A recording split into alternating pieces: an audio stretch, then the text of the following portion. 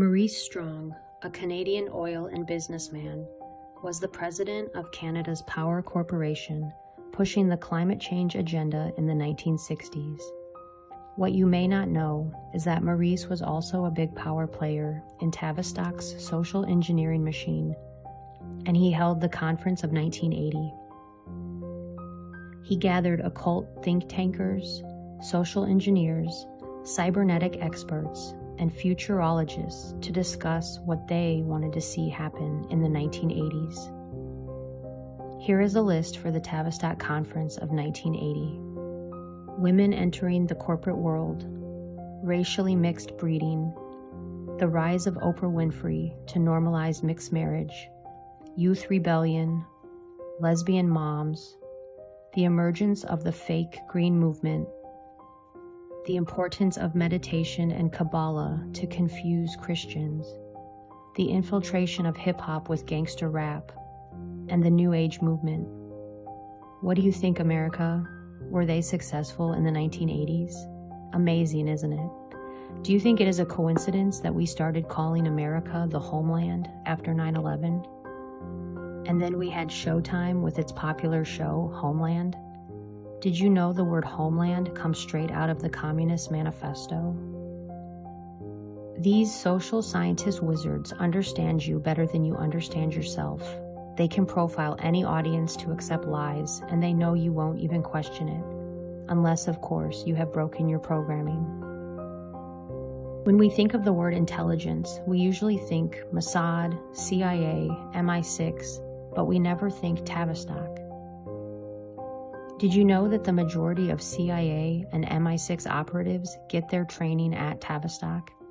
Here is a list of what they learn: metaphysics, mind control, behavior modification strategy, ESP, hypnotism, esoteric knowledge, Satanism, and Manichaean theology, which is understanding the duality of good and evil. So how did this happen? Let's go back to the beginning. Our Tavistock story begins in the late 1800s with Arthur Sharep Spiridovich, a white Russian loyalist who was anti-communist. He was a Russian general and claimed to be well-versed in international affairs and predicted huge world events. In 1902, he warned kings and dukes about future assassination attempts, and he was right. He also predicted the First World War due to his knowledge about the hidden hand, in which he called a secret group of 300 Jewish families controlling the world events. Spiridovich emigrated to New York and wrote the book Secret World Government. He was found dead in his hotel room in 1926 at the age of 59 from suicide. So who was this secret group of Jews? Spiridovich was talking about the Committee of 300. Walter Rathenau, a German politician, once said, 300 men, all of whom know one another, guide the economic destinies of the continent and seek their successors from within their own environment. Dr. John Coleman was a British intelligence officer who gained access to a private British museum in London. It was here that Coleman discovered the highly classified documents of Tavistock. It angered him so much he spent 5 years reading and deciphering them, and wrote the book, The Tavistock Institution of Human Relations. Tavistock was secretly started in 1913 and was funded by the British monarchy, the Milner Group, the Rockefellers, and the Rothschilds. Tavistock's first purpose was to create propaganda to start a war between Britain and Germany. The motivation behind the war was inspired by Germany's rapid progress on surpassing Britain with economic power. Tavistock's second purpose was to infiltrate America by establishing a centralized bank, removing the gold standard, and the degradation of women and religion. This group's mission was to establish a complete breakdown of America's values, to enslave us. To jumpstart the program, they hired Edward Bernays. Bernays was the nephew of Sigmund Freud and was the father of public relations. He wrote 3 books: Crystallizing Public Opinion, Propaganda, and The Engineering of Consent. Bernays believed people were so irrational, and he believed so strongly in crowd psychology, that he could convince masses of people to do almost anything. Edward Bernays was a Tavistock coach and advisor to President Woodrow Wilson. Wilson ran and won the presidency on the promise that he would keep America out of war. But with the infiltration of Bernays, he persuaded Congress to declare war on Germany and started the First World War. And on December 23, 1913, while all Americans were getting ready to celebrate Christmas, Woodrow Wilson signed the Federal Reserve Act, a law that created the Federal Reserve System, the central banking system of the United States. This led to effectively abolishing the gold standard. It was now 1933, and Tavistock's mission was already 50% complete. The Central Bank of America was responsible for the Great Depression and the global financial crisis of 2007. The Federal Reserve violates constitutional law because their policymakers are handpicked by people behind the Federal Reserve. Their meetings are secret, and there is no transparency to what they are doing. In 1932, an outspoken critic of the Fed, Louis T. McFadden, said, "We have in this country one of the most corrupt institutions the world has ever known. I refer to the Federal Reserve Board and Bank. This evil institution has impoverished and ruined the people of the United States through its corrupt practices of the money vultures who control it." After the wars and the establishment of the central bank, America started to see moral decline through what historians call the New Morality, or otherwise known as the birth of liberalism. It was President Ronald Reagan that once said, "If fascism ever came to America, it will come in the name of liberalism." In the 20s, known as the Decade of Decadence, we saw the emergence of the flapper. Women were now cursing, smoking, drinking, wearing revealing clothing, and the term loose entered into the zeitgeist. This was a cause and effect directly from advertising and Tavistock music, which was pushed from these think tanks. In the 1930s, homosexuality and lesbianism became rampant, not out of any inner or latent desires, but as a means to shock the old establishment during the Great Depression. During the Great Depression, the nation was numb. G.K. Chesterton, a writer and philosopher, said, "The moral, spiritual, racial, economic, cultural bankruptcy we are in today is not some social phenomenon, but rather the outcome of a carefully planned Tavistock program." The birth of MIT, the National Institute of Mental Health, the Stanford Research Center, and Wharton School of Economics were founded by Dr. Kurt Lewin, John Rawlings Rees, and Margaret Mead, arguably the best Tavistock social engineers of all time. Believe it or not, through the minds of these leaders came the brainwashing and propaganda for World War II, Vietnam, the Korean War, the 2 Gulf Wars, and every war that followed after. According to Dr. Coleman, the best kept secret and research that came out of Tavistock is the 3-system response. The 3-system response is how the population reacts to stress resulting from a contrived situation. A contrived situation is a crisis management exercise for world leaders. During a crisis, the first response is superficiality, which is the condition that manifests when a group reacts to a threat by adopting shallow advertising and slogans, which they attempt to pass off as ideals.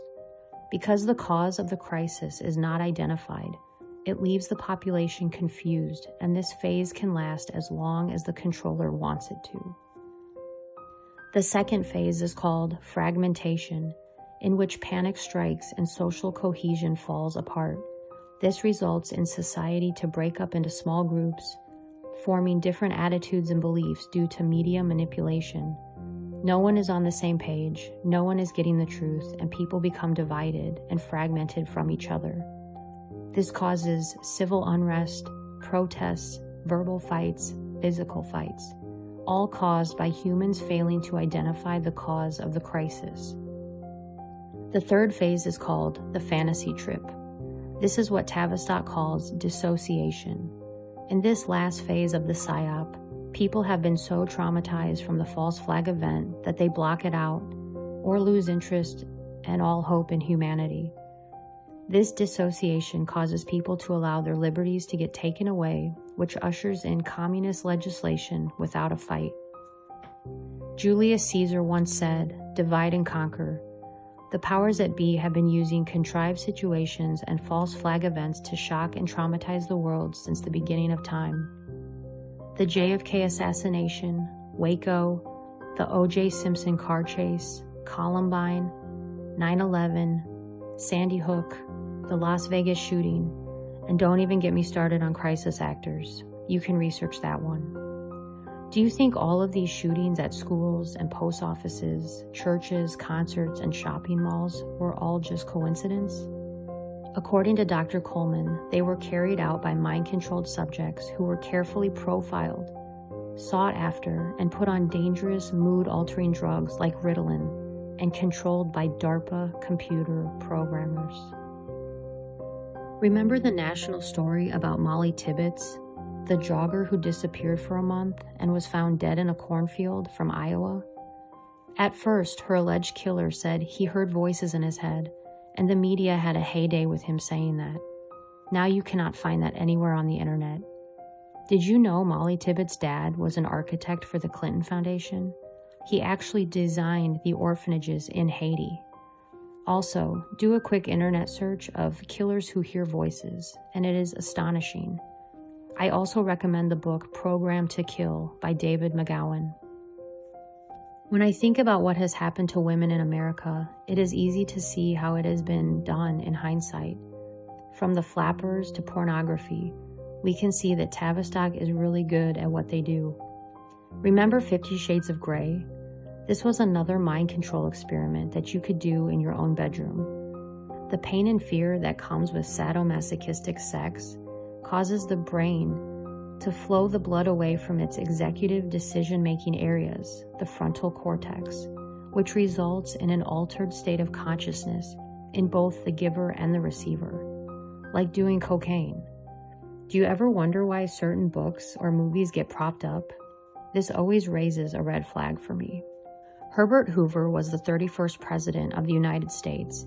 He was a Republican and was reluctant to become involved with the Federal Reserve. He believed in strengthening American business and believed that individual reliance on banks would weaken the economy. There is speculation from Coleman that his reluctance caused the stock market crash of 1929, which led America into the Great Depression, as a punishment to him and the American people. Sounds like history definitely repeats itself.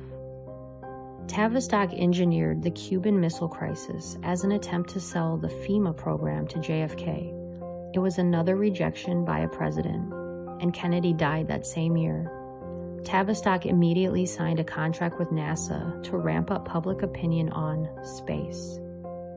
Ronald Reagan was another president who was reluctant to fall in line and had an assassination attempt on him.